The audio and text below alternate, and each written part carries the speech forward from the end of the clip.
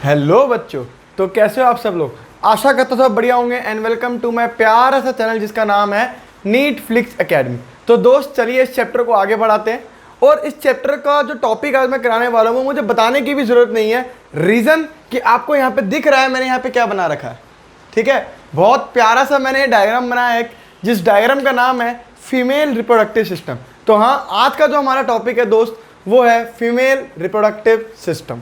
ठीक है, तो बहुत अच्छे से पढ़ना है, यहाँ पे बहुत क्लियर कंसेप्ट होंगे आपके यहाँ पे, तो कृपा करके यहाँ पे बहुत अच्छे तरीके से ध्यान दीजिए।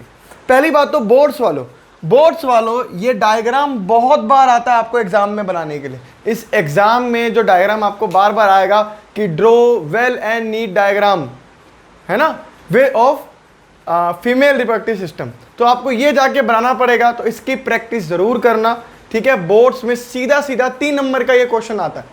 ठीक है, नीट वालों आप लोगों को इसकी प्रैक्टिस करने की जरूरत नहीं है, बट हाँ जो इसके पार्ट्स हैं वो आपको जरूर याद रखने हैं। ठीक है, चलिए दोस्त टाइम वेस्ट ना करते हुए स्टार्ट करते हैं आज का अपना लेक्चर। तो दोस्त ये हमारा एक फीमेल रिप्रोडक्टिव सिस्टम है। ये हमारा क्या है, एक फीमेल रिप्रोडक्टिव सिस्टम है। इस पूरे चैप्टर में जो सबसे मुश्किल पढ़ना चीज़ है वो है दोस्त फीमेल के बारे में। और फीमेल वैसे भी बहुत ज़्यादा मुश्किल चीज़ है ना, कुछ नहीं पता उनका कब क्या क्या चल जाए। सेम चीज़ उनके बारे में, उनके अंदर का जो पढ़ना वो भी एक डिफिकल्ट थिंग है। स्टार्ट कर रहा हूँ मैं आपका यहाँ पे फीमेल रिप्रोडक्टिव सिस्टम। देखिए दोस्त, फीमेल रिप्रोडक्टिव सिस्टम में जो आता है, जो आती है चीज़ें वो क्या क्या आती हैं। देखो भाई, 2 ओवरीज आती हैं। क्या आती हैं? 2 ओवरीज आती हैं। ठीक है, इसके अलावा कुछ ओवी डक्ट्स आती हैं। ओवी डक्ट आती है। ओवी डक्ट क्या होती है बच्चों? पेयर में होती है। ओवी डक्ट क्या होती है? पेयर में होती है। इसके अलावा बच्चों यूट्रस मतलब वो जो बोलते हैं ना बच्चादानी को मेडिकल भाषा में यूट्रस कहा जाता है। ठीक है, तो ओवरीज हो गई। ओवरीज कितनी होगी बच्चों? 2 ओवरी होती है फीमेल रिप्रोडक्टिव सिस्टम में। इसके अलावा ओविडक्ट होती है। ओविडक्ट भी होती है पेयर में, यानी कि 2 इन नंबर, यानी 1 पेयर। इसके अलावा मैंने आपको बताया बच्चों यूट्रस जो होता है वो भी आपका फीमेल रिप्रोडक्टिव सिस्टम में आता है। इसके अलावा जो आपका आता है वो आता है आपका बच्चों सर्विक्स, वेजाइना। ठीक है, सर्विक्स, वेजाइना, और लास्ट आता है बच्चों एक्सटर्नल जेनिटेलिया। ये सब के सब जो होते हैं ये आते हैं आपके फीमेल रिप्रोडक्टिव सिस्टम के अंदर। बच्चों ये एक्सटर्नल जेनिटेलिया को हम लोग प्यार से वुल्वा भी कहते हैं। इसको हम लोग प्यार से क्या कहते हैं? वुल्वा भी कहते हैं। तो भाई ये तो हो गए। इसके अलावा एक ग्लैंड ऐसा होता है जिसे एसेसरी ग्लैंड मैं कहूँ, वो भी आता है फीमेल रिप्रोडक्टिव सिस्टम के अंदर, जिसे मैं कहूँगा आज के बाद मेमरी ग्लैंड। क्या होते हैं बच्चों? Mammary gland. ये मेमरी ग्लैंड जो होते हैं ये जो मेमरी ग्लैंड होते हैं ये बच्चों 1 इन पेयर यानी कि 2 होते हैं, और आपके फीमेल के ये चेस्ट वॉल पे देखने को मिलते हैं। ठीक है, तो ये सब चीज़ें मिला के एक फीमेल रिप्रोडक्टिव सिस्टम बनता है। ठीक है, क्या क्या हो गया बच्चों? ओवरीज हो गई, ओविडक्ट हो गई, यूट्रस हो गई, सर्विक्स, वेजाइना, एक्सटर्नल जेनिटेलिया जिसे मैं वुल्वा कहता हूं, और मेमरी ग्लैंड। ठीक है, छापो इसको, छापो। फिर आपको बहुत अच्छे तरीके से ये सारी चीज़ें एक्सेप्ट इसको छोड़ के मैं आपको इसके अंदर दिखाने वाला हूँ। इस डायग्राम के अंदर आपको सारी चीज़ें पता लगेंगी बच्चों, बहुत मज़ा आएगा आपको पढ़ने में। छापो इसको, पहले छापो। अच्छा, ये सब मिलके बच्चों, ये सारी चीज़ें मिलके जो काम करती हैं वो क्या काम करती है कि स्ट्रक्चरली एंड फंक्शनली, एनसीईआरटी एक वर्ड यूज़ करती है स्ट्रक्चरली एंड फंक्शनली, मतलब ये सब स्ट्रक्चर जो इनके हैं और इनके जो फंक्शंस हैं ये सब मिलके बच्चों, ये सब मिलके आपको चाइल्ड बर्थ,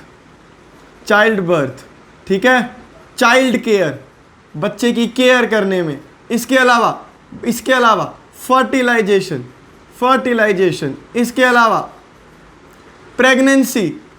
प्रेगनेंसी, ये सब जो है इन्हीं स्ट्रक्चर्स के अंदर होता है। ये कैसे होता है, क्या होता है इस कंडीशन के अंदर, ये हम अभी जानेंगे। लेकिन अभी आपको सिर्फ इतना ही पता होना चाहिए था कि फीमेल रिप्रोडक्टिव सिस्टम में बच्चों ये सब चीज़ें आती हैं। छाप लो इसको, 3, 2, 1। क्योंकि अब मैं ये हिस्सा मिटा के, जो मैंने भी एक्स्ट्रा चीज़ें लिखी है, ये हिस्सा मिटा के बच्चों मैं यहाँ पे आपको समझाने वाला हूँ ये डायग्राम बहुत इंपॉर्टेंट है, बहुत ज़्यादा इंपॉर्टेंट है मेरे नज़रिए से, बोर्ड्स के नज़रिए से, नीट के नज़रिए से, ये बहुत ज़्यादा इंपॉर्टेंट है। ठीक है, चलो स्टार्ट कर रहे हैं। मैं फिर बता रहा हूँ, ये फीमेल रिप्रोडक्टिव सिस्टम है दोस्त, अच्छा आसानी से समझ नहीं आता, ठीक है, लेकिन मेरी गारंटी आप लोगों को आज का लेक्चर अगर आपने पूरा देख लिया बिना स्किप करे, यूं ना करके 30 सेकंड 20 सेकंड आगे बढ़ा दिया, मेरी गारंटी आपको आज के बाद फीमेल सिस्टम कभी भी दुख नहीं देगा। चलो भाई स्टार्ट कर रहे हैं। देखिए बच्चों, ये होती है 2 ओवरीज, ये रही 2 ओवरीज, ये आपको दिख रही है, यहाँ पे लगी होती है आपकी 2 ओवरीज। ये ओवरीज देखो इस यूट्रस से कनेक्ट है, ये दिख रहा है आपको, ये यूट्रस दिख रहा है, ये हिस्सा बच्चों यूट्रस है, ये हिस्सा क्या है, ये यूट्रस है। ये पियर शेप का जो स्ट्रक्चर है इसे हम लोग बच्चों यूट्रस कहते हैं, इसे हम क्या कहते हैं, यूट्रस कहते हैं। तो भाई ये ओवरी है, ये ओवरी जो है आपको दिख रहा होगा किसी भी तरीके से इस यूट्रस से कनेक्टेड है, इस यूट्रस से कनेक्टेड है। ये जो यूट्रस से कनेक्टेड होती है, ये एक लिगामेंट होता है, कोई एक लिगामेंट होता है, उससे अटैच होती है। उस लिगामेंट का नाम बच्चों, उस लिगामेंट का नाम मैं यहाँ पे लिख दे रहा हूँ, उस लिगामेंट का नाम होता है मीजोवेरियम। क्या होता है बच्चों, मीजोवेरियम। स्ट्रक्चर समझा रहा हूँ दोस्त, स्ट्रक्चर समझा रहा हूँ, बहुत अच्छे तरीके से स्ट्रक्चर समझाऊंगा आप लोगों को, सिर्फ सुनते रहिए, आपका काम है सुनना, ठीक है। तो मैंने आपको बताया कि 2 ओवरीज आपको दिख गई, पूरा का पूरा फीमेल रिप्रोडक्टिव सिस्टम, पूरा का पूरा फीमेल रिप्रोडक्टिव सिस्टम बच्चों पेल्विक रीजन में होता है। कहाँ होता है, पेल्विक रीजन में होता है। अभी मैं सिर्फ इसके अंदर जो होता है वो बता रहा हूँ, उसके बाद एक एक टॉपिक लेके, लाइक ओवरी को पकड़ के, लाइक फेलोपियन ट्यूब को पकड़ के, लाइक सबको पकड़ के एक एक करके पढ़ाया जाएगा, ठीक है। तो डरिएगा मत, बहुत अच्छे तरीके से कराने वाला हूँ, बस सुनते रहिए।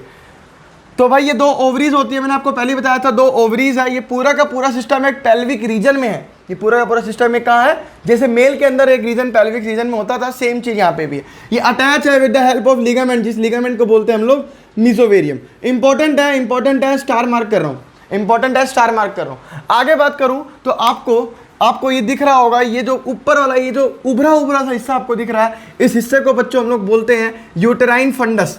क्या बोलते हैं, आपको दिख नहीं रहा होगा कैमरा की वजह से, बट यहाँ पे ये क्या होता है, यूटेराइन फंडस। जब फीमेल जब प्रेग्नेंट होती है और उसके बाद जब बेबी रिलीज होता है, ठीक है ना, जब बेबी बाहर आ जाता है, तो एक गायनेकोलॉजिस्ट या जो एक ऑब्स वाले जो डॉक्टर्स होते हैं, वो लोग फंडस तक अपना हाथ डाल के चेक करते हैं कि कहीं प्लेसेंटा तो नहीं है, कहीं प्लेसेंटा तो नहीं है। एक्चुअली प्लेसेंटा आपने सुना होगा, प्लेसेंटा के बारे में आपने सुना होगा, बैग लाइक स्ट्रक्चर होता है। मेनली प्लेसेंटा बच्चों यहीं पे ही अटकता है, इसी ऊपर वाली जगह पे आके एक प्लेसेंटा अटकता है। तो यहाँ पे कहीं प्लेसेंटा है या नहीं है, उसके लिए डॉक्टर एक यूट्राइन फंडस तक अपना हैंड को डाल के देखता है कि यहाँ पे कहीं प्लेसेंटा के रेमिनेंट्स तो नहीं रह गए हैं, या पूरे तरीके से प्लेसेंटा निकल चुका है या नहीं निकल चुका, ठीक है। तो इसे बोलते हैं बच्चों यूटेराइन फंडस। इसके अलावा ये यूट्राइन फंडस से इधर देखो, जो ये जो 2 ट्यूब्स आ रही हैं, ये जो 2 ट्यूब्स आ रही हैं बच्चों, इसको बोलते हैं ओविडक्ट। ये जो 2 ट्यूब जा रही है इसे क्या बोलते हैं, ओविडक्ट। ओविडक्ट बोलूं या मैं इसको प्यार से बोलूं बच्चों फेलोपियन ट्यूब, एक हिच बात है। ओविडक्ट बोलूं चाहे मैं इसको बोलूं फेलोपियन ट्यूब। तो बच्चों 2 फेलोपियन ट्यूब होती है, 2 फेलोपियन ट्यूब होती है, या मैं बोलूं 2 ओविडक्ट होती है।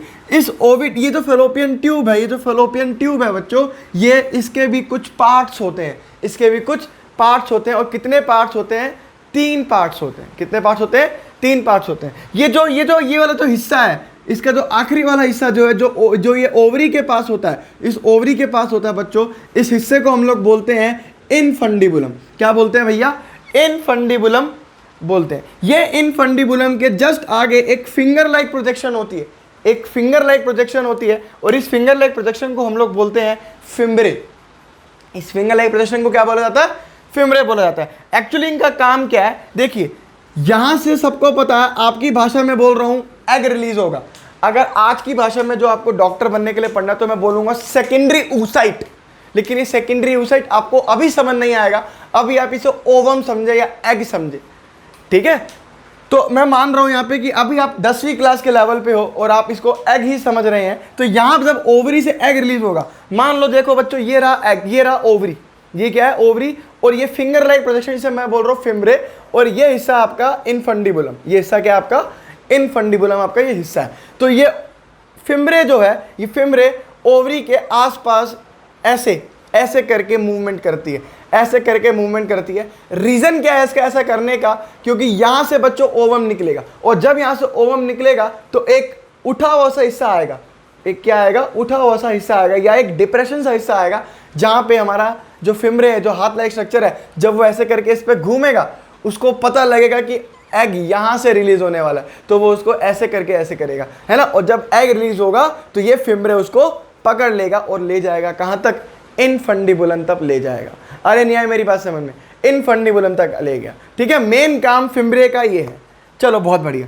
ये इनफंडिबुलम जो है आगे जाके एक वाइडर सेक्शन, एक वाइड हिस्सा दिख रहा है आपको, इधर भी देख लो चाहे इधर भी देख लो, ये रहा फिमरे, ये रहा इनफंडिबुलम, और ये रहा एक वाइड हिस्सा। इस वाइड हिस्सा को बच्चा बोलते हैं एम्पुला। और वैसे भी आज के बाद अगर आपको कोई भी वाइड हिस्सा दिख जाए, हल्का सा वाइडर हिस्सा है, तो उसको आज के बाद हम लोग मेडिकल भाषा में एम्पुला वर्ड से ही बुलाएंगे, ठीक है। चलो बहुत बढ़िया। एम्पुला के बाद बच्चों ये जो आगे आती है, आगे वाली इसके आगे जो ट्यूब आएगी, उस हिस्से को हम लोग बोलते हैं क्या, इस्थमस।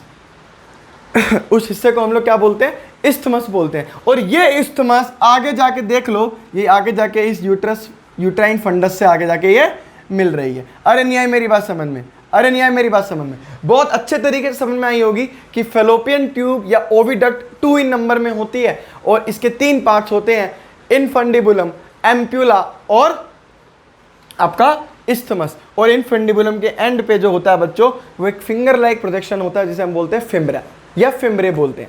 बहुत बढ़िया, आगे समझो। अब बच्चों ये जो गैप दिख रहा है आपको, ये जो गैप दिख रहा है, इसे बोलते हैं बच्चों यूटेराइन कैविटी। ये क्या है, यूटेराइन कैविटी। इसमें बहुत सारा लिक्विड सा भरा होता है, बहुत सारा एक म्यूकस टाइप का भरा होता है जिसे हम लोग बोलते हैं यूटेराइन मिल्क। क्या बोलते हैं बच्चों, यूटेराइन मिल्क कहा जाता है उस हिस्से को। चलिए बहुत बढ़िया, इधर देखिए, यहाँ पे म्यूकस पड़ा होता है, यहाँ पे म्यूकस होता है। और अगर मैं इसकी बात करूँ बच्चों, ये है यूट्रस।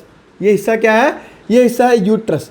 ये यूट्रस बोलूँ या मैं बोलूँ उसको womb, uterus, womb, hystera, uterus, womb या फिर हिस्ट्रा, तीनों एक ही वर्ड के मतलब है। मतलब चाहे मैं इसको यूट्रस बोलूँ, इसको वुम्ब भी बोला जाता है और इसे हिस्ट्रा भी बोला जाता है। जब इस यूट्रस को, इस बच्चेदानी को बाहर निकाला जाता है by the process of surgery, मतलब सर्जरी के थ्रू इसको बाहर निकाला जाता है, तब इस प्रोसेस को हम लोग बोलते हैं hysterectomy. Tomy is the surgical word for cutting, है ना, और hystera is the word for uterus. मतलब यूट्रस को काट के बाहर निकाला गया, इसलिए उसको बोलते हैं हिस्ट्रेक्टोमी, ठीक है। ना तो उसको यूट्रेक्टोमी कहते हैं, यूट्रेक्टोमी नहीं कहते उसको क्या कहते हैं दोस्त, हिस्ट्रेक्टोमी कहते हैं। याद रखना मेरी बात, बहुत अच्छे से समझ में आ रहा है आपको, आई नो डैट। चलिए ये आपका हो गया यूट्रस। यूट्रस में भी बच्चों 3 लेयर होती है, यूट्रस में भी बच्चों 3 लेयर होती है। सबसे बाहर वाली लेयर जो होती है, बहुत पतली सी एक लेयर होती है, जिसे हम बोलते हैं पेरीमेट्रियम। एक बहुत पतली सी लेयर होती है जिसे हम क्या बोलते हैं, पेरीमेट्रियम। पेरीमेट्रियम के बाद ये जो मिडल लेयर है, जो स्मूथ मसल की जो मिडल लेयर बनी हुई है, इसे हम लोग बच्चों बोलते हैं मायोमेट्रियम, है ना। इसे हम क्या बोलते हैं, मायोमेट्रियम। एम से मिडल, एम से मायो। और लास्ट जो सबसे अंदर वाली लेयर है बच्चों, जो ग्लैंडुलर होती है, जिसमें ग्लैंड्स प्रेजेंट होते हैं, उस लेयर को हम लोग बोलते हैं बच्चों एंडोमेट्रियम। उस लेयर को हम लोग क्या बोलते हैं, एंडोमेट्रियम। तो यूट्रस की आपको 3 लेयर के बारे में पता लगा। पहली लेयर है पेरीमेट्रियम, जो कि बिल्कुल पतली सी आपको दिखेगी। उसके बाद आपको मायोमेट्रियम, जो कि थोड़ी थिक होगी और स्मूथ मसल की बनी होगी। और तीसरी होती है बच्चों एंडोमेट्रियम, जो कि इनसाइड लेयर यानी अंदर वाली लेयर होगी। कमाल की बात यह है, जो एंडोमेट्रियम है वो ग्लैंडुलर लेयर होती है। वो क्या होती है, ग्लैंडुलर लेयर होती है। और जब एक फीमेल को मेंसेस या मैं बोलूँ पीरियड्स आते हैं, तो इनमें से किसी एक लाइनिंग में चेंजेस आते हैं, इनमें से किसी एक लाइनिंग में चेंजेस आते हैं। तो आप खुद सोचिए, बाहर वाली लेयर और बीच वाली लेयर में क्यों ही चेंज आएगा, कुछ चेंज नहीं आएगा। चेंज आएगा तो किस लेयर में चेंज आएगा, अंदर वाली लेयर में चेंजेस आते हैं, यानी एंडोमेट्रियम में चेंजेस आते हैं, जिसकी वजह से बच्चों मेंसेस होती है। और ये एंडोमेट्रियम में चेंजेस क्यों आ रहे हैं, इसका रीजन सिंपल सा है बच्चों। इसका रीजन ये है हार्मोन चेंजेस। हार्मोन जब चेंज होते हैं, ये एंडोमेट्रियम अलग अलग हार्मोन लेवल पे अलग अलग तरीके से बिहेव करती है, इसलिए इस एंडोमेट्रियम के अंदर बच्चों चेंजेस आते हैं। पक्की पसंद भाई।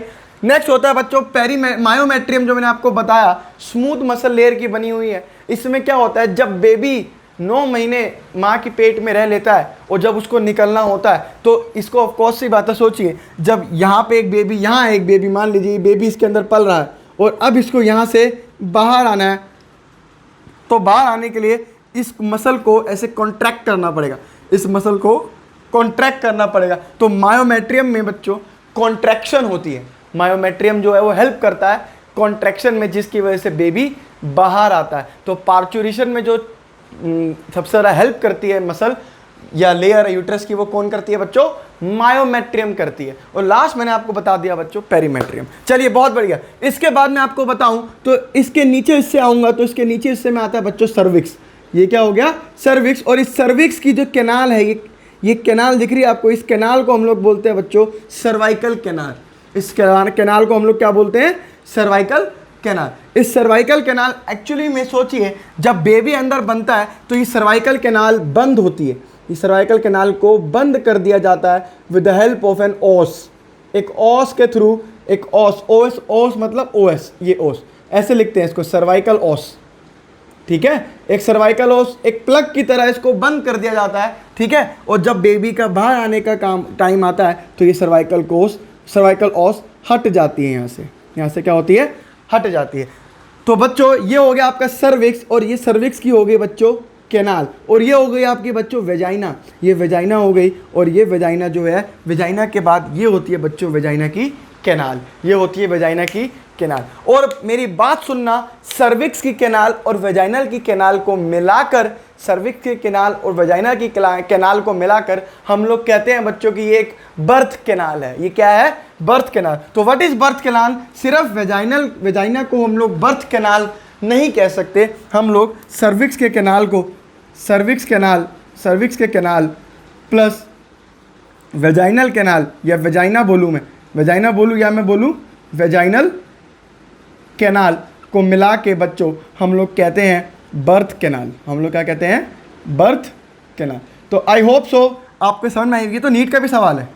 ओ माय गॉड, ये तो नीट का भी सवाल है। तो बच्चों आई थिंक सो आपको ये बात मेरी समझ में आई होगी। आई थिंक सो आपको ये मेरी बात समझ में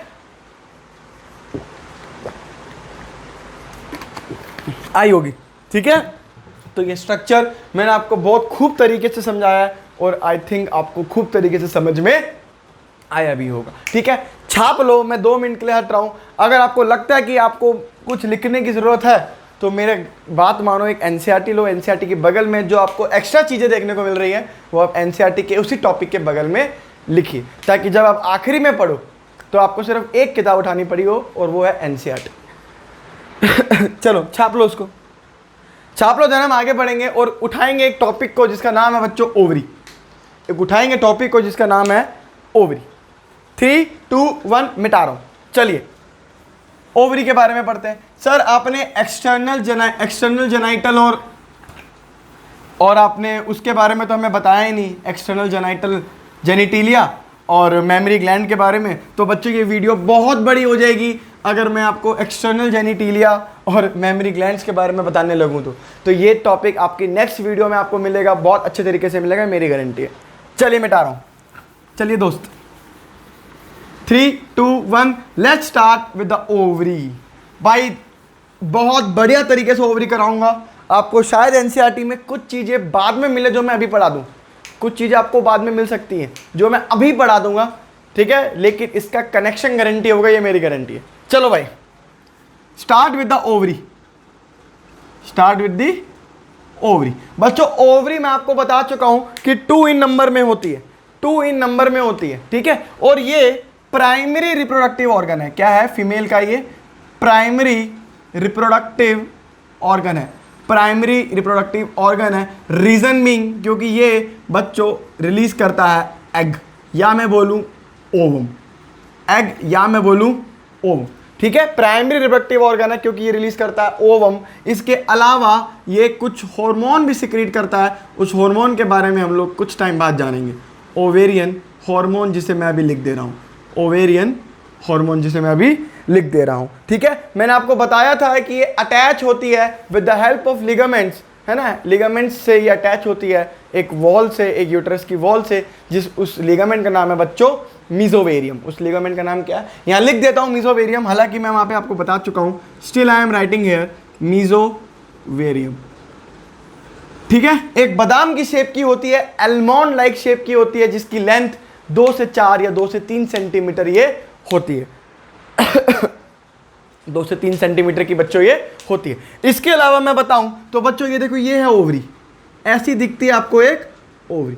ओवरी जो है जनरली बच्चों ये कवर होती है एक एपिथेलियम से, एक पतली सी एपिथेलियम से, ये बाहर से ऐसे आपको एक कवर देखने को मिलेगी, है ना। और ये कवर जो है ये जो एपिथेलियम है, ये किस एपिथेलियम की बनी होती है, ये बनी होती है सिंपल क्यूबॉइडल एपिथेलियम।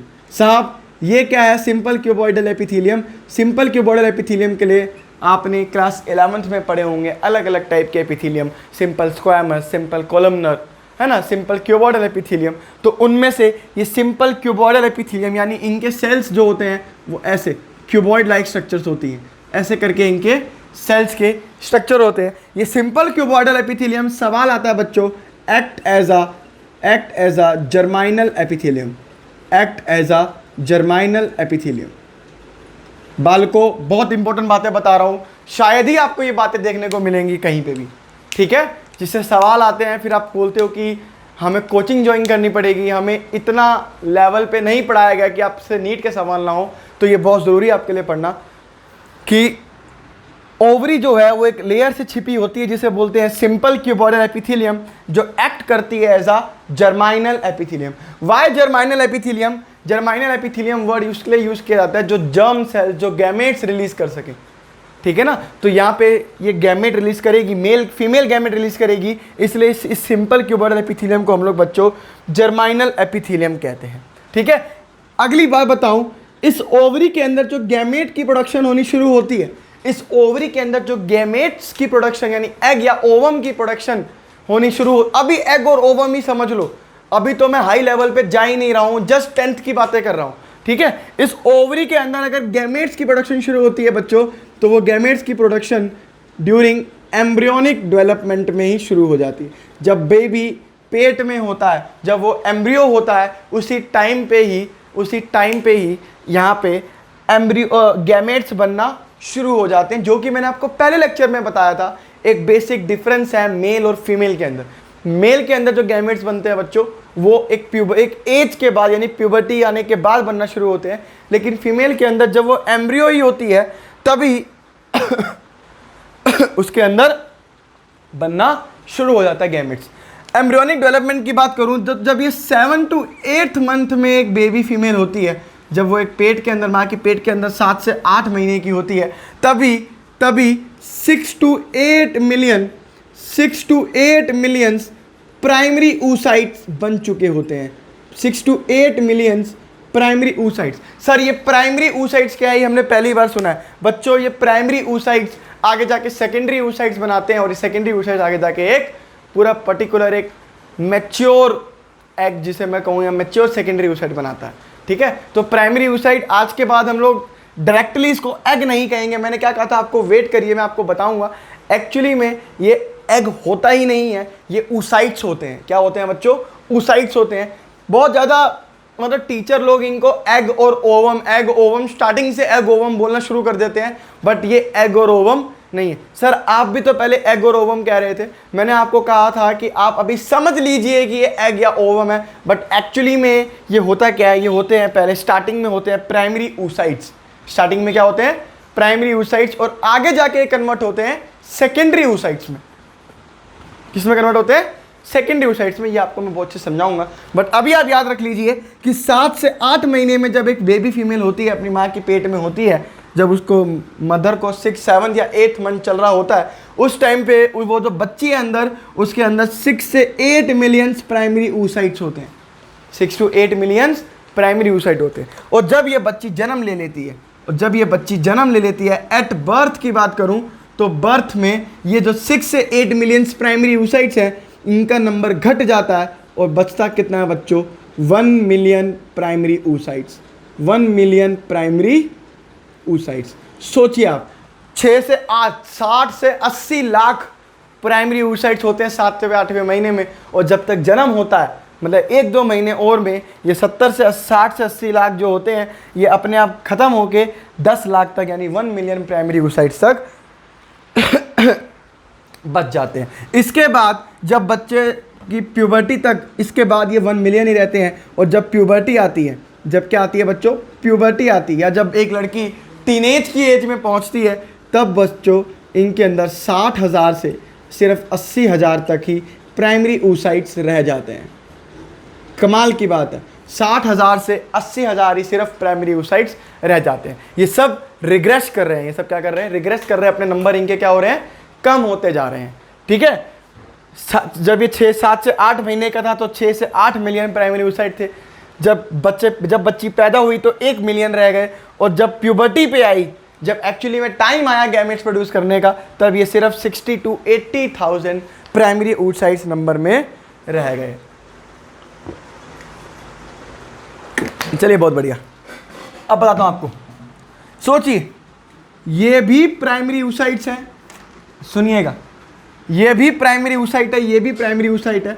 सुनो, यहां से यहां तक का जो सफर होता है, यहां से यहां तक का जो सफर होता है, सुनना यहां पे क्या होता है, जब उनका बर्थ होता है, जब एक फीमेल बेबी का बर्थ होता है, तो होता क्या एक्चुअली में, ये जो 1 मिलियन प्राइमरी oocytes हैं, ये जो 1 मिलियन प्राइमरी oocytes हैं, ये लोग क्या करते हैं, ये लोग, आपने पढ़ा होगा मियोसिस 1 में आपने पढ़ा होगा प्रोफेज 1, पढ़ा है कि नहीं पढ़ा, ये सब 11th की बात है। प्रोफेज 1 में एक स्टेज आती है जिसे बोलते हैं बच्चों डायाकाइनेसिस।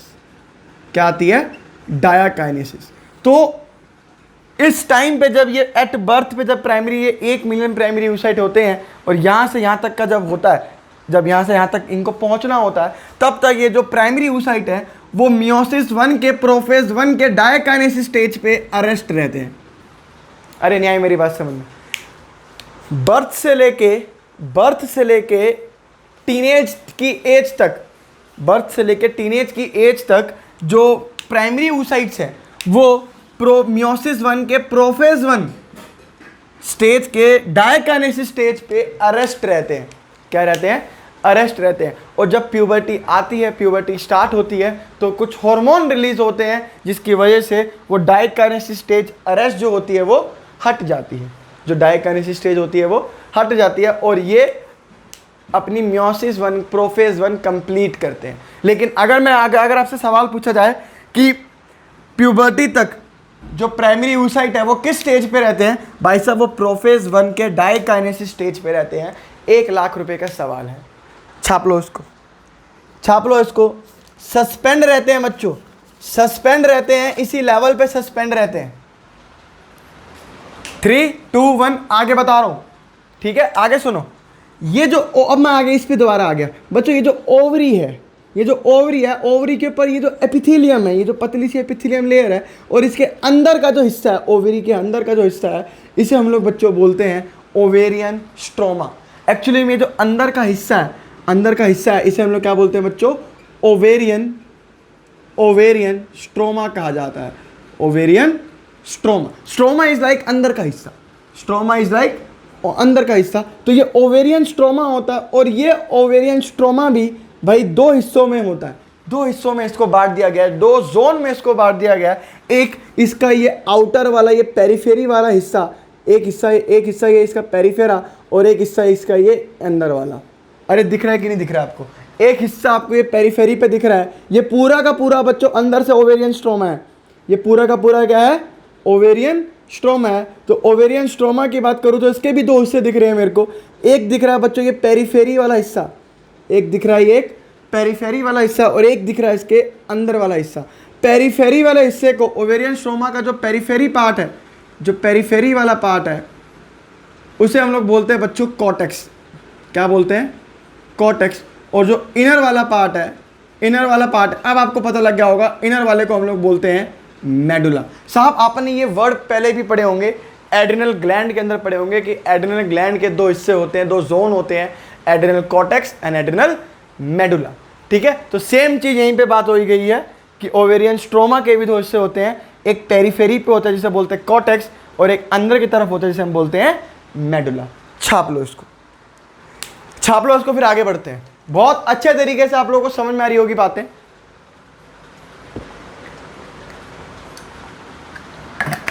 और आपको समझ में आनी भी चाहिए। छापो फिर आगे बढ़ाता हूँ। 3 2 1 मिटा रहा हूँ उसको। आज ये वाला मास्क है। मास्क तो यार चेंज होते रहते हैं मेरे पास। क्या मतलब मेरी फैक्ट्री है? अगर इसकी फैक्ट्री होती यार अब तक तो बर्बाद हो चुका होता। कोरोना चला गया, कोरोना के टाइम पे बहुत बिके। ठीक है, चलो भाई। अब अगला जो मैं पढ़ा रहा हूँ आपको वो है हिस्टोलॉजी ऑफ ओवरी। मैंने आपको पहले ही कहा था बच्चों, ओवरी के बारे में पढ़ना सबसे ज़्यादा इंपॉर्टेंट है, क्योंकि ओवरी के बाद बहुत इजी हो जाएगा आपके लिए सारा पढ़ना। इजी क्या, मैं आपको पढ़ा चुका हूँ लगभग सारी चीज़ें। चलो ध्यान दो, हिस्टोलॉजी ऑफ ओवरी। अगर मैं ओवरी की हिस्टोलॉजी की बात करूँ तो देखो साहब, हो क्या रहा है अंदर, हो क्या रहा है आपको आज समझ में आएगा। हो क्या रहा है आपको आज समझ में आएगा। देखो, एक ये बड़ी सी मैं बना दे रहा हूं बच्चों, एक ओवरी। एक बड़ी सी मैं क्या बना दे रहा हूं, ये ओवरी। ये एक ओवरी है, ये क्या है, एक ओवरी है। ठीक है, ये एक ओवरी है भाई। और ये ओवरी में क्या होता है, स्टार्टिंग में मैंने आपको बताया, स्टार्टिंग में जो रहता है, स्टार्टिंग में रहता है बच्चों, ये पूरा, इसको ऐसे करो, एक काम करो, इसको यहां से स्टार्ट करो, इसको यहां से स्टार्ट करो, इस ओवरी को, है ना। और इसको ऐसे करके, ये थोड़ा सा अलग टाइप का बन रहा था वरना। ठीक है, यहाँ से ये ओवरी स्टार्ट है, यहाँ से ऑफकोर्स सी बात है, ये अटैच होगी किसी ना किसी एब्डोमिनल वॉल से या यूट्रस से अटैच होगी, जिसे मैं लिगामेंट से अटैच होगी, मीजोवेरियम कहता हूँ। इसको हटाओ अभी। देखो मैंने आपको पहले ही बोला बच्चों, आपने पहले भी वर्ड सुना होगा फॉलिकल्स। ठीक है, तो एक प्राइमरी oocyte जब धीरे धीरे डेवलप करता है तो उसके आसपास फॉलिकल्स डेवलप होते हैं। उसके आसपास क्या डेवलप होते हैं, फॉलिकल्स डेवलप होते हैं। और जैसे जैसे फॉलिकल्स डेवलप होते हैं वैसे वैसे oocyte भी अपने आप को आगे मैच्योर करता चलता है। ठीक है, तो यही मैं आपको समझाने जा रहा हूं, सुनना। ये आपका ओवेरियन स्ट्रोमा है पूरा, ये आपका ओवेरियन स्ट्रोमा है। ओवेरियन स्ट्रोमा में ये हिस्सा आपका पेरिफेरी यानी कॉर्टेक्स रीजन है, और ये अंदर वाला हिस्सा आपका मेडुला रीजन है। ठीक है, ये तो बताने की जरूरत है नहीं है, अब समझदार हो गए हो। ठीक है, ये जो मेडुला रीजन है, इस मेडुलरी रीजन के अंदर बच्चों blood vessels, nerves, immune cells, ये सब इसके अंदर पाए जाते हैं। ब्लड वेसल्स हो गए, नर्व्स हो गए या इम्यून सेल्स हो गए, ये सारे के सारे आपको इनर मेडुला के अंदर दिखाई देगा। पेरिफेरी के अंदर एक्चुअली में फॉलिकल्स डेवलप हो रहे होंगे। इसके अंदर क्या डेवलप हो रहे होंगे, फॉलिकल्स डेवलप हो रहे होंगे। ये मिटा रहा हूं मैं, बताने की बात थी, मैंने आपको बता दी। ठीक है, चलो भाई, यहां देखो स्टार्टिंग में जो सीन है, स्टार्टिंग में जो सीन है वो कुछ ऐसा सीन है। अभी क्या है, ये सब क्या है, ये सब बच्चों मैं मानता हूं कि ये क्या है, प्राइमरी oocyte, प्राइमरी oocyte है ना। और इसको मैं मान ले रहा हूं अभी, ये क्या है बच्चों, प्राइमरी फॉलिकल, प्राइमरी फॉलिकल। ठीक है, ये प्राइमरी फॉलिकल है। अभी ये प्राइमरी फॉलिकल है, यहां बना देता हूं, ऐसे बनाता हूं, ये देखिए। ठीक है, ये एक प्राइमरी फॉलिकल है, ये एक प्राइमरी फॉलिकल है जिसके अंदर है क्या, प्राइमरी oocyte अभी प्रेजेंट है। जिसके अंदर अभी क्या है, प्राइमरी oocyte अभी इसके अंदर प्रेजेंट है। अभी मैं इसको बड़े नॉर्मल तरीके से समझा रहा हूँ, फिर इसका स्ट्रक्चर बना के समझाऊंगा, आप लोगों को गारंटी समझ में आएगा, बहुत गारंटी समझ में आएगा। बस इधर ध्यान दो, ये प्राइमरी फॉलिकल है, प्राइमरी फॉलिकल में बच्चों प्राइमरी oocyte है। ये लोग डिवाइड करने लगे, मैच्योर हुए, मैच्योर थोड़ा सा आगे बढ़ने लगे तो हुआ क्या, ये देखो, है तो अभी भी इसके अंदर प्राइमरी oocyte है, तो अभी भी इसके अंदर प्राइमरी oocyte, और इस प्राइमरी oocyte के पास आसपास कुछ सेल्स इकट्ठे होने लग गए, कुछ सेल्स इकट्ठे होने लग गए, है ना। अब मैं इसको बोलता हूँ बच्चों, ये क्या है, सेकेंडरी फॉलिकल। क्या है, सेकेंडरी फॉलिकल। ये फॉलिकल्स इसके अंदर और डेवलप हो गए, लेकिन ये अभी भी है क्या, प्राइमरी oocyte ही है। ये अभी भी क्या है बच्चों, प्राइमरी oocyte ही है। उसके बाद इस प्राइमरी oocyte, इसमें क्या हुआ, इसमें और भी चेंजेस आने लगे, इसके अंदर और भी चेंजेस आने लगे, और ये यहाँ पे कन्वर्ट होता है बच्चों टर्शरी फॉलिकल में। टर्शरी फॉलिकल में ये बच्चों कन्वर्ट हो गया, या मैं इसको बोलूँ ग्राफियन फॉलिकल, या मैं इसको एक और वर्ड से बोल सकता हूँ ग्राफियन फॉलिकल, या मैं इसको एक और हिस्से से बोल सकता हूँ, एक और हिस्सा क्या होगा, मैच्योर फॉलिकल। क्या बोलूँ, मैच्योर फॉलिकल। तीनों नाम इसी के हैं। कुछ बुकें कहती हैं कि टर्शरी फॉलिकल कन्वर्ट होता है मैच्योर फॉलिकल में या ग्राफियन फॉलिकल में, बट अगर मैं स्ट्रक्चर की बात करूं बच्चों तो स्ट्रक्चर दोनों के सेम रहते हैं। ऑफ कोर्स सी बात है, यहाँ पे आपको लाइट दिख रही है, आपको यहाँ पे नहीं समझ में आएगा डायग्राम इस टर्शरी फॉलिकल का, तो मैं आपको यहाँ पे स्ट्रक्चर दिखा दे रहा हूँ, एक टर्शरी फॉलिकल का स्ट्रक्चर अभी बिल्कुल नॉर्मल बनाऊंगा। सेकेंडरी फॉलिकल कैसे पता लगता है कि वो टर्शरी फॉलिकल में कन्वर्ट हो गया, पहली बात तो यहाँ पे जो प्राइमरी oocyte था वो चेंज हो जाता है अब सेकेंडरी oocyte में। अब ये जो हो गया बच्चों वो हो गया सेकेंडरी oocyte। ये क्या है, सेकेंडरी oocyte। दिख नहीं रहा होगा आपको नाम, है ना, इसको मैं बाद में बनाता हूँ। इसके अलावा एक फ्लूइड फिल्ड कैविटी यहाँ पे बन जाती है, एक फ्लूइड फिल्ड कैविटी यहाँ पे बन जाती है, जिसे हम लोग क्या बोलते हैं बच्चों, एंट्रम बोलते हैं। क्या बोलते हैं? एंट्रम। ये एंट्रम जब दिखता है, ये एंट्रम भाई साहब, जब फ्लूइड फिल्ड कैविटी हमें जब दिखती है, हम तभी समझ जाते हैं कि अब ये सेकेंडरी फॉलिकल नहीं रहा, अब ये आपका मैच्योर फॉलिकल या टर्शियरी फॉलिकल या फिर ग्राफियन फॉलिकल में कन्वर्ट हो चुका है। अरे न्याय मेरी बात समझ।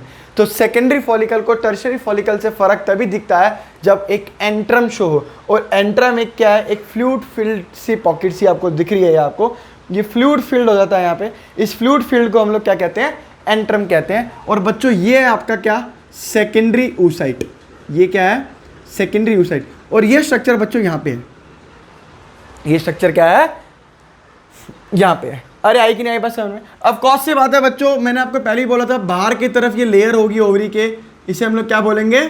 बहुत बढ़िया, जर्माइनल एपिथेलियम। ये क्या है आपकी? जर्माइनल एपिथेलियम। या मैं इसको प्यार से बोलूँ, किसकी बनी होती है ये? अरे क्या बात है, सिंपल क्यूबॉइडल एपिथेलियम की ये बनी होती है। बहुत बढ़िया, ये ऐसे करके मैंने आपको बना के दिखा दिया ताकि आप समझो कि, क्योंकि मैंने आपको कॉर्टेक्स और इनर मेडुला तो दिखा दिया, लेकिन आप बोलोगे भाई जर्माइनल एपिथेलियम कहाँ है, वो तो दिखाओ, तो मैंने आपको यहाँ बना के दिखा दी। अब क्या होता है, सुनना, अब क्या होता है, ये सेकेंडरी oocyte इस ओवरी से बाहर आता है। सुनना, ये सेकेंडरी oocyte इस ओवरी से बाहर आता है, ठीक है, ये बाहर आता है, और उसको पकड़ती कौन है? ये फिम्ब्रे इसको कैच करती है। फिम्ब्रे इसको क्या करती है? कैच करती है। तो यहाँ पे बच्चों, यहाँ पे एक डिप्रेशन सा बनता है, यहाँ पे क्या बनता है? एक डिप्रेशन सा बनता है ना। इस डिप्रेशन को बच्चों हम लोग बोलते हैं सिक्ट्रिक्स। क्या बोलते हैं बच्चों? सिक्ट्रिक्स। सिक्ट्रिक्स, इस डिप्रेशन को हम लोग क्या बोलते हैं? ये वो जगह है, ये वो जगह है जहाँ से एग्जिट होगा, exit of secondary oocyte। Secondary oocyte यहाँ से एग्जिट करता है, ठीक है। तो क्या होगा, ये सेकेंडरी oocyte यहाँ से कर गया, बाहर आ गया। ये सेकेंडरी oocyte यहाँ से क्या कर गया? बाहर आ गया। और इस सेकेंडरी oocyte को पकड़ लिया किसने? बहुत बढ़िया, इस सेकेंडरी oocyte को पकड़ लिया हमारे फिम्ब्रे ने, और ये फिम्ब्रे इसको उठा के ले गया, कहाँ ले गया? आपका एम्प्यूला तक, है ना, इनफंडिबुलम में गया। इनफंडिबुला से ये एक वाइडर हिस्से में जाके रुक गया, जिसे हम बोलते हैं एम्प्यूला। ये एक वाइडर हिस्सा मान लो, है ना, यहाँ जाके सेकेंडरी oocyte रुक गया। रीजन बीइंग यहाँ जाके क्यों रुक गया? आगे जाके ये इसमें तो इस्थमस में भी जा सकता था, ये जाएगा इस्थमस में, लेकिन अभी वेट करेगा, क्योंकि एम्प्यूला पे ही स्पर्म आएंगे। एम्प्यूला पे ही क्या आएंगे? स्पर्म आएंगे, और सेकेंडरी oocyte और स्पर्म मिलके एक फर्टिलाइज्ड एग बनाएंगे। एक क्या बनाएंगे बच्चों? फर्टिलाइज्ड एग बनाएंगे, या जाइगोट मैं बोलूँ वो यहाँ बनता है। तो मैं बोलूँ बच्चों, फर्टिलाइजेशन कहाँ होती है? Fertilisation occurs in ampulla. ये जो वाइडर पार्ट है, यहीं पे सेकेंडरी oocyte आता है, और यहीं पे ही स्पर्म भी आता है, दोनों का मिलाप होता है और एक जाइगोट बनता है। तो बहुत प्यारा सा आंसर जाता है कभी कभी कि where does fertilisation take place? Answer is ampulla. पहले इसका आंसर एम्पुलरी इस्थमिक जंक्शन, जहाँ पे एम्प्यूला खत्म होता है और इस्थमस शुरू होता है, पहले मान जाता था कि वहाँ पे फर्टिलाइजेशन होती है, बट अब उसको काट के सीधा बोल दिया गया है कि एम्प्यूला पे होती है फर्टिलाइजेशन। चलिए बहुत बढ़िया। तो सेकेंडरी oocyte बाहर चला गया, और बाकी ये जो भी एंट्रम और जो फॉलिकल्स बच गए, बच्चों, वो यहाँ पे आते हैं और एक रेड कलर की बॉडी बनाते हैं। एक रेड कलर की बॉडी बनाते हैं। उस रेड कलर की बॉडी का बच्चों नाम होता है यहाँ पे corpus. Corpus word is use for body. Body के लिए कॉर्पस वर्ड यूज किया जाता है, और रेड कलर की बॉडी है इसलिए हिमेंजियोसम। हिमेंजियोसम जो वर्ड यूज किया गया है वो ब्लड से रिलेटेड वर्ड यूज किया गया है। ब्लड क्यों यूज किया गया? ब्लड से रिलेटेड, क्योंकि रेड कलर का होता है। किस कलर का होता है बच्चों? रेड कलर का होता है। ये रेड कलर के बाद इसके अंदर कुछ येलो मैटर, कुछ येलो चीजें इसके अंदर स्टोर होती है, और ये येलो के बाद भाई, येलो कलर जब भी वर्ड यूज हो, आज के बाद येलो कलर वर्ड यूज होगा तो अब क्या वर्ड यूज करेंगे? लुटेयम या लुटेयल, ठीक है। जैसे मैक्युलर लुटेया, आंखों का टॉपिक तो कट चुका, बताने की जरूरत नहीं है। इधर देखो, इस हिस्से को, ये भी तो एक बॉडी है जिसमें येलो कलर भरा पड़ा है, इसे हम बोलेंगे बच्चों कॉर्पस लुटेयम। क्या बोलेंगे? कॉर्पस लुटेयम, जो कि एक येलो कलर बॉडी है, जो कि क्या कलर की बॉडी है? येलो कलर की बॉडी है। और ये आगे जाके डिस्ट्रॉय होगा, आगे जाके डिस्ट्रॉय हो जाएगा। ऐसे देखो, ये देखो डिस्ट्रॉय होने लग गया और ये वाइट कलर के अंदर डिस्ट्रॉय हो जाएगा। ये वाइट कलर की बॉडी बन जाएगी। इस वाइट कलर को मैं बोलूँगा यहाँ से कॉर्पस एल्बिकेंस। कॉर्पस एल्बिकेंस ये किस कलर का होता है बच्चों? ये वाइट कलर का होता है। ये वाइट कलर का होता है। तो कुछ ऐसा हो रहा है ओवरी के अंदर, कुछ ऐसा हो रहा है ओवरी के अंदर। मेरे ख्याल से आपको बेस्ट तरीके से समझ में आएगा अब तक कि हो क्या रहा है ओवरी के अंदर। ओवरी के अंदर हो रहा है प्राइमरी फॉलिकल, प्राइमरी फॉलिकल से सेकेंडरी फॉलिकल, उसके बाद टर्शरी फॉलिकल। इससे इसमें कन्वर्ट होने का तभी दिखता है जब एंट्रम बनता है। एंट्रम क्या है? एक फ्लूइड फिल्ड कैविटी है। फिर सेकेंडरी oocyte ये सिक्ट्रिक्स के थ्रू बाहर निकल जाता है। बचा हुआ क्या होता है? फॉलिकल जो होते हैं वो एक रेड कलर की बॉडी में बन जाती है, जिसे बोलते हैं कॉर्पस हिमेंजियोसम। उसके बाद इसमें येलो कलर का डिपोजिशन होता है, जिसे बोलते हैं कॉर्पस लुटियम। उसके बाद ये वाइट कलर की बॉडी बन जाती है, जिसे हम बोलते हैं कॉर्पस एल्बिकेंस, और ये धीरे धीरे डिस्ट्रॉय कर जाती है। ठीक है। और यहाँ से आपको पता है, यहाँ से जो आ रहा है अंदर वो आ रही है बच्चों ब्लड वेसल्स। वो क्या आ रही हैं? ब्लड वेसल्स आ रही हैं, है ना, नर्व्स आ रही हैं, है ना। यहाँ पे इसके अलावा बच्चों इम्यून सेल्स यहाँ पे प्रेजेंट है। क्या प्रेजेंट है? इम्यून सेल्स यहाँ पे प्रेजेंट है। ये सब प्रेजेंट है। तो एक रफ स्ट्रक्चर आपको मिल गया कि एक्चुअली में ओवरी के अंदर हो क्या रहा है। छाप लो इसको, छाप लो इसको। 3 2 1 मिटा रहा हूँ, 3 2 1 मिटा रहा हूँ। आप स्टॉप करके इसको बना सकते हैं। 3 2 1 मिटा रहा हूँ। चलिए, अभी आपको ये समझ में आ गया कि क्या हो रहा है। अब एक एक करके इन सब का स्ट्रक्चर भी देखेंगे। मैंने आपको क्या कहा था? ओवरी इज द सबसे बड़ा टॉपिक है ओवरीज के अंदर पढ़ाना। आप कहोगे एनसीईआरटी में तो सब कुछ गिवन नहीं है। सारी चीज़ें गिवन है बेटा, सारी चीज़ें गिवन है, लेकिन एनसीईआरटी ने कोई चीज़ इधर गिवन है, कोई चीज़ उधर गिवन है। दिमाग खराब हो जाएगा आपका पढ़ के कि आप कब कहाँ हो, कब कहाँ हो। इससे अच्छा जो चीज़ जहाँ पूरी होनी चाहिए वहाँ चीज़ पूरी कर लेते हैं उसको। ठीक है, चलो 3 2 1 बच्चों मिटा रहा हूँ, मिटा रहा हूँ, मिटा दिया। मेरा अब दिखता है यारा मैं क्या करूँ। चलो भाई, अभी हेडिंग मरवा रहा हूं मैं आपको। हेडिंग लिखो, डेवलपमेंट ऑफ ग्राफियन फॉलिकल। ये ग्राफियन फॉलिकल डेवलप कैसे हुआ? सर अभी तो बताया आपने ऐसे डेवलप होता है। बिल्कुल ऐसे डेवलप होता है। इसका अच्छे तरीके से स्ट्रक्चर के बारे में जान ले तो और मजा आ जाएगा दोस्त। इसके स्ट्रक्चर के बारे में और जान ले तो और मजा आ जाएगा। टेंशन मतलब सिर्फ यही अब टॉपिक बड़ा, डेवलपमेंट ऑफ ग्राफियन फॉलिकल। उसके बाद यूट्रस करा दूंगा मैं आपको। ठीक है, बहुत ईजी तरीके से सब कुछ पढ़ा दूंगा। फेलोपियन ट्यूब, ओविडक्ट के बारे में आपको बता चुका हूं। ठीक है, और मैं आपको पहले बता चुका हूं एक्सटर्नल जेनिटेलिया और मेमोरी ग्लैंड आपके नेक्स्ट लेक्चर में कवर होंगे। चलो भाई, हेडिंग मारो, हेडिंग मारो, development of Graafian follicle. Dim dim dim dim, development of Graafian follicle. Graafian follicle की डेवलपमेंट के बारे में आपको बताने जा रहा हूँ बच्चों। बहुत मजा आएगा सुनने में, मजे से सुनना। देखो मैंने आपको पहले ही बताया, सबसे पहले होता है प्राइमरी oocyte। सबसे पहले क्या होता है? Primary oocyte। और इस प्राइमरी oocyte के आसपास सेल्स की एक लेयर होती है। सेल्स की एक लेयर होती है जो आपको यहाँ पे अभी दिख रही होगी। दिख रही है सबको? बहुत बढ़िया। ये मैं मेहंदी नहीं लगा रहा हूँ दोस्त, डायग्राम बना रहा हूँ ये। ठीक है, ये डायग्राम बना रहा हूँ मैं एक, ऐसे करके आपको ये दिखता है। ठीक है, ये हो गया बच्चों प्राइमरी फॉलिकल। ये क्या हो गया? Primary oocyte, primary oocyte। ठीक है, और ये एक्चुअली में जो बना है हमारा, इसे बोलते हैं बच्चों प्राइमरी फॉलिकल। कुछ लोग इसको प्राइमोर्डियल फॉलिकल भी कह देते हैं। कुछ लोग इसको प्राइमोर्डियल फॉलिकल भी कह देते हैं। सर ये तो ठीक है, लेकिन ये जो बाहर की सेल की लेयर है, इनको क्या बोलते हैं? इनको बच्चों बोलते हैं granulosa cell layer. Granulosa cell layer. इनका काम क्या है? इनका भी बड़ा अच्छा काम है, बताऊंगा बाद में। बाद में कब? इसी में बताऊंगा अभी आगे चल के। ठीक है, तो this is all about primary follicle. इस प्राइमरी फॉलिकल के बाद ये और डेवलप करेंगे, और डेवलप करेंगे, है ना, और बनाएंगे क्या बच्चों? Secondary follicle. अरे वाह, आपको पता है आप सेकेंडरी फॉलिकल बनेगा। लेकिन इस सेकेंडरी फॉलिकल में जो oocyte रहेगा वो कैसा रहता है? प्राइमरी oocyte रहता है। वाह, आपको ये भी पता है। बहुत बढ़िया है, तुम लोगों को समझ में आ रहा है, आई थिंक सो। अब क्या होता है यहाँ पे? सेम चीज़ ऐसी रही। इसके अलावा यहाँ पे ये आपको ग्रेनुलोसा सेल लेयर दिख रहे हैं, बहुत बढ़िया आपको दिख रहे हैं ग्रेनुलोसा सेल लेयर। सब कुछ सेम है, सब कुछ सेम है, बस एक चीज़ का डिफरेंस आता है यहाँ पे। वो चीज़ मैं भी आपको बताऊंगा क्या डिफरेंस आता है। ये आपका ग्रेनुलोसा सेल लेयर हो गया।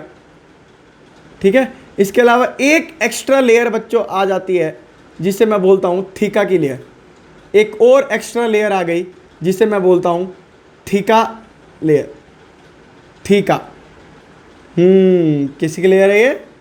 थीका की एक लेयर। तो this is the secondary follicle, जिसमें oocyte तो बच्चों प्राइमरी ही रहता है, प्राइमरी oocyte ही रहता है, ठीक है। और ये आपका हो गया बच्चों ग्रेनुलोसल सेल लेयर, GCL लिख रहा हूँ। और ये जो लेयर हो गई, ये होगी आपकी theca layer, theca cell layer, या थीका लेयर बहुत लोग बोलते हैं, या थीका भी बोल देते, थीका सेल्स बोल देते हैं। थीका की सेल की लेयर हो गई।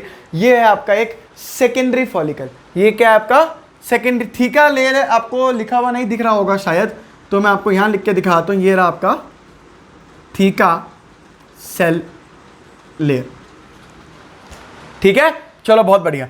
इसके बाद जो बनता है, जो आपको पढ़ना है एक्चुअली में, दिस इज ग्राफियन फॉलिकल।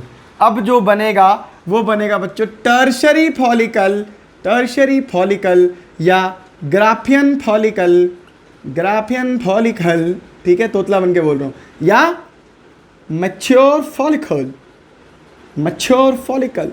अब ये तीन चीज़ों में से तीनों चीज़ें एक ही एक्चुअली में अब बनेगा यहाँ पे। अब होता है क्या, देखो बच्चों, जब भी ये वाला फॉलिकल बनेगा, ऑफ कोर्स ये बात है, प्राइमरी oocyte अब चेंज हो चुका होगा सेकेंडरी oocyte। सर ये कैसे पता लगेगा कि प्राइमरी oocyte सेकेंडरी oocyte? पढ़ेंगे, अभी नहीं, अभी जस्ट समझ लो तो समझा रहा हूँ, जिस तरीके से चल रहा है चैप्टर चलने दो।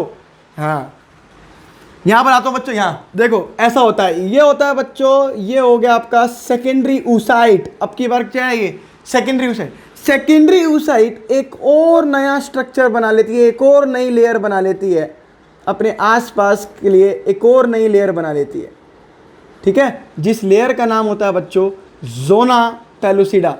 साहब जो ड्रॉपर बच्चे हैं उन्होंने ये नाम पहले भी सुना होगा। एक नई लेयर बन जाती है बच्चों जिसे हम बोलते हैं जोना पेलुसिडा लेयर, ठीक है। जोना पेलुसिडा के बाद बच्चों मैंने आपको पहले कहा था कि सेकेंडरी फॉलिकल और मैच्योर ग्राफियन फॉलिकल में एक ही डिफरेंस होता है, वो डिफरेंस है मेनली एंट्रम का। जब भी एंट्रम दिख जाए समझ जाना, एंट्रम के एक फ्लूइड फील्ड कैविटी है, जब भी वो दिख जाए समझ जाना ये ग्राफियन फॉलिकल है। तो ऑफ कोर्स सी बात है, आपको यहाँ पे एक एंट्रम भी देखने को मिलेगा। क्या देखने को मिलेगा? एक एंट्रम भी आपको यहाँ पे देखने को मिलेगा, ठीक है। इसके अलावा थीका जो लेयर थी, थीका जो लेयर थी, अब वो ये एंट्रम है। ये क्या है बच्चों? ये एंट्रम है अब, ठीक है, ये एंट्रम है। उस टाइम पे मैंने आपको इतने प्यार से स्ट्रक्चर बना के नहीं दिखाया था, तभी मैं यहाँ पे दोबारा पढ़ा रहा हूँ। मैं टाइम वेस्ट नहीं करा रहा आप लोगों की, आप समझो रिपीट करवा रहा है। रिपीट नहीं, यहाँ पे समझ में आ रहा होगा आपको एक्चुअली में हो क्या रहा है, ठीक है। इसके बाद मैंने आपको बताया कि ये जो थीका लेयर है, ये जो थीका लेयर सेकेंडरी फॉलिकल में थी, ये थीका लेयर बच्चों दो लेयर में कन्वर्ट हो जाती है, दो लेयर में कन्वर्ट हो जाती है। ऐसे दिख रहा है आप लोगों को? बहुत बढ़िया यार।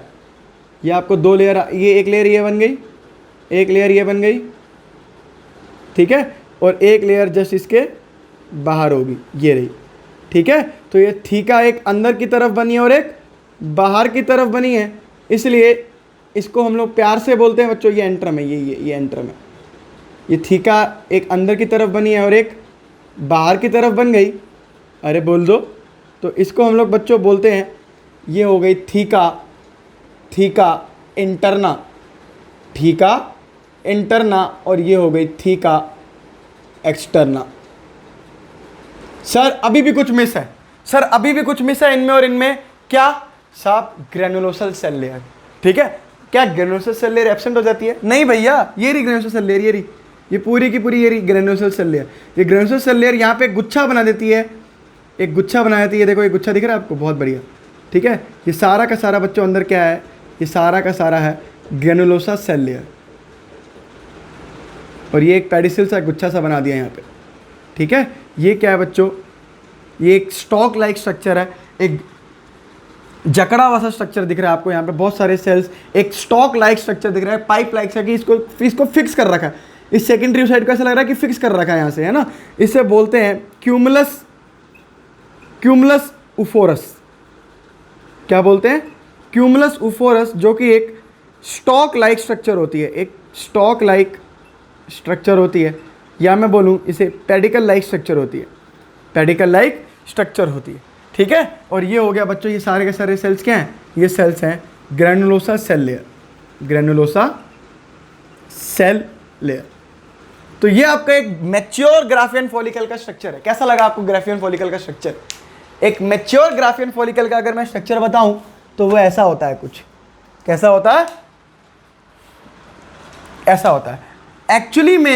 एक्चुअली में ये क्यूमुलस ऊफोरस जो एक स्टॉक लाइक स्ट्रक्चर है, पेडिकल स्ट्रक्चर है, इसका काम क्या होता है कि ये जो सेकेंडरी oocyte आपको दिख रहा है, ये सेकेंडरी oocyte को अडेयर चिपका के रखता है इसके फॉलिकल से, है ना, कहीं ये इधर उधर खिसक ना जाए, इसलिए ये सेकेंडरी oocyte को अडेयर करके रख रहा है। देखो फॉलिकल से, ये फॉलिकल से अडेयर रखने का काम क्या है? ये क्यूमुलस ऊफोरस का काम है। एक स्टॉक लाइक स्ट्रक्चर है, एक पेडिसल लाइक स्ट्रक्चर है जो कि इसको अडेयर करके रख रहा है टू द फॉलिकल्स। इसके अलावा आपको जोना पेलुसिडा की लेयर आपको दिख रही है, बहुत बढ़िया।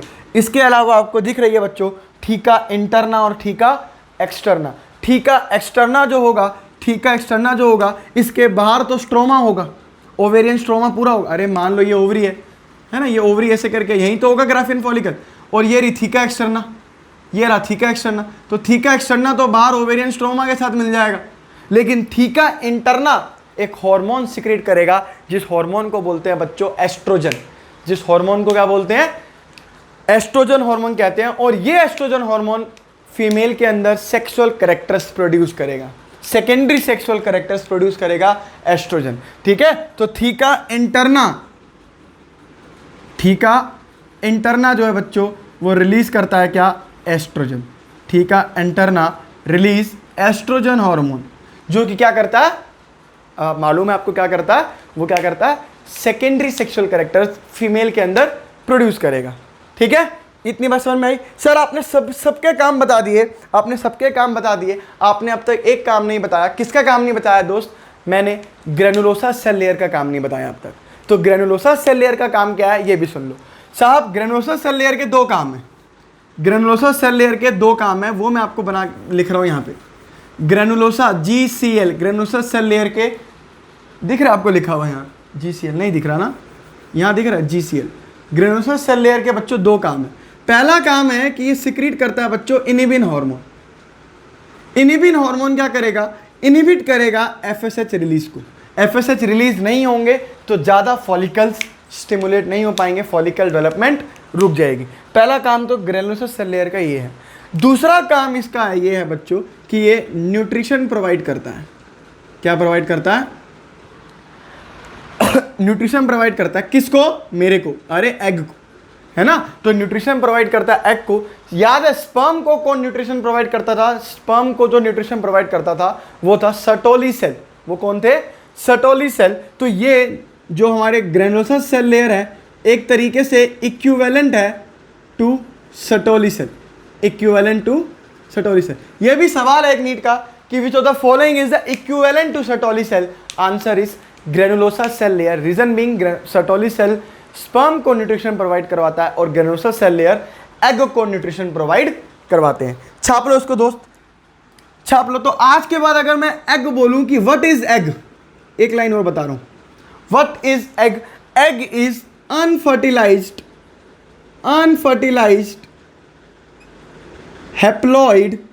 हैप्लॉइड होगा, ऑफ कोर्स सी बात है, सेकेंडरी oocyte।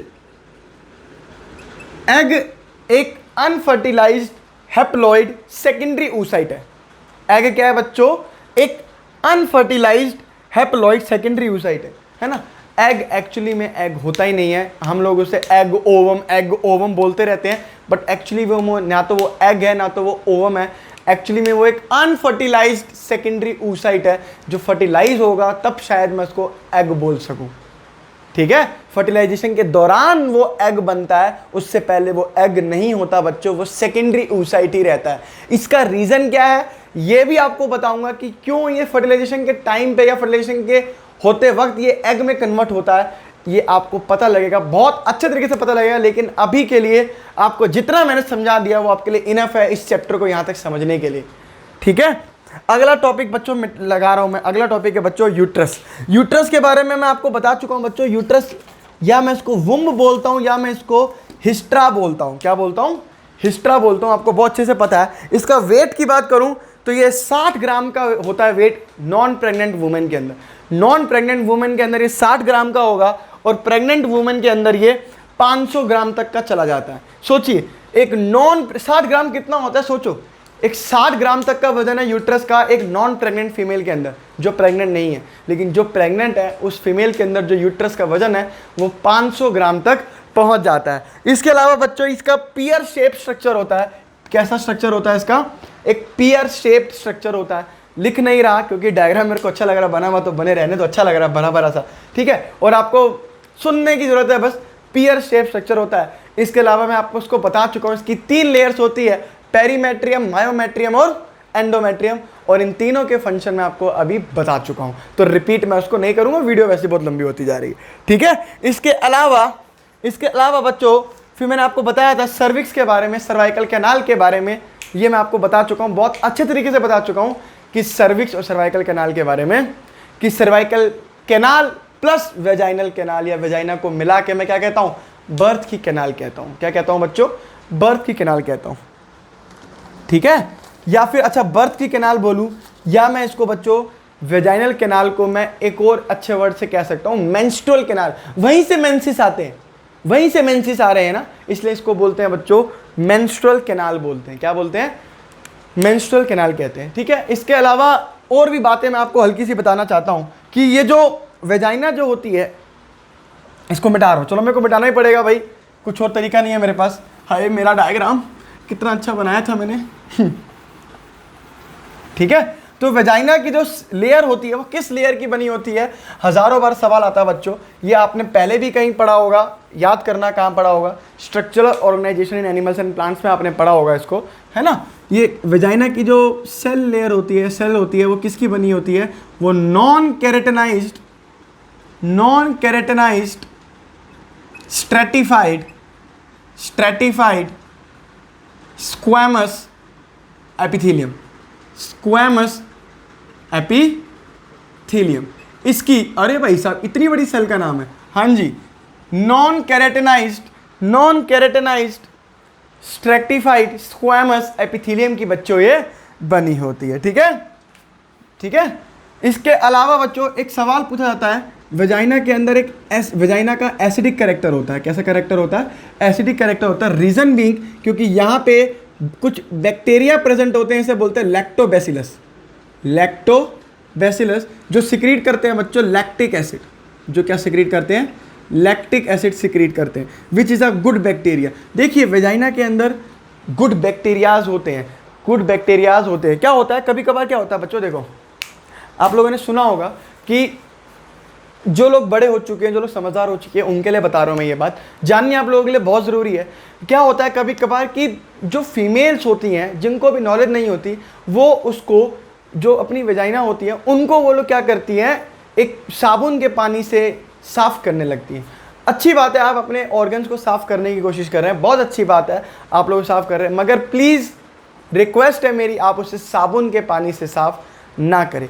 रीज़न ये है दोस्त कि वहाँ पे जो गुड बैक्टीरियाज हैं, जैसे कि ये लैक्टोबैसिलस या लैक्टिक एसिड, जो गुड बैक्टीरियाज हैं, साथ में बैड बैक्टीरियाज भी हो सकते हैं, लेकिन जो गुड बैक्टीरियाज हैं, जो आपके वेजाइना के इन्वायरमेंट को मेंटेन करके रख रहे हैं, एसिडिक कैरेक्टर मेंटेन करके रख रहे हैं, वो हट जाएंगे वहाँ से, और आपको इन्फेक्शन जो करने आएगा वो आपको इन्फेक्शन जल्दी कर जाएगा, ठीक है। ये गुड बैक्टीरियाज हमें इन्फेक्शन से बचाते हैं, लेकिन कुछ लोग नॉलेज ना होने के कारण उस गुड बैक्टीरियाज को भी भगा दे रहे हैं, जिसकी वजह से लोगों को फीमेल्स को यूटीआई, यूट्राइन ट्रैक्ट इन्फेक्शन, या फिर वेजिनाइटिस यानी इन्फ्लामेशन जो वेजाइना की तरफ हो जाती है, वो डिजीज़ बढ़ती जा रही है उनको। इसका रीज़न यही है दोस्त, अगर आपको साफ़ करना है तो गर्म पानी से, नॉर्मल कपड़े से आप साफ़ करिए, गर्म पानी में भिगो के, लेकिन उसमें कोई भी साबुन या शैम्पू का इस्तेमाल ना करें, ठीक है। चलिए दोस्त, यही मेरा एक मोटिव था आपको बताने का कि क्यों नहीं करना चाहिए ऐसा।